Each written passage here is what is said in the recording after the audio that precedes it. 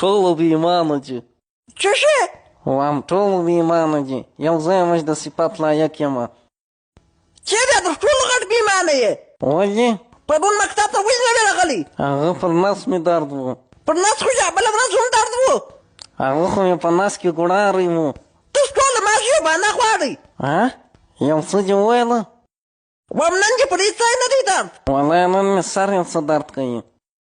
که دې زړه غواړي در مالش مې کړمه. واره مالش یې که.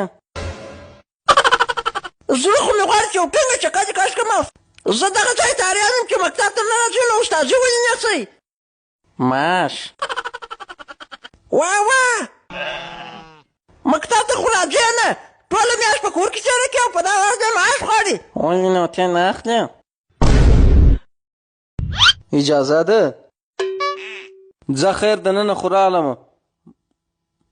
مولا چای مې راوړي دي، دا وڅښي که نه سړېږي. زه چای نه څښم، ورته ځه وڅښکافي راوړه. زه باید تاسو ته ووایم چې زه د مکتب کارکوونکی یم، ستاسې د پلار شخصي مزدور نه یم. نو څه چې مې راوړي دي ښه پر کراره یې وڅښي. مننه.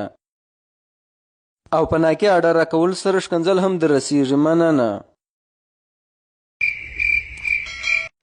او که دې داسې ډېر ډېر راته کتله کش هم در کومه. مننه.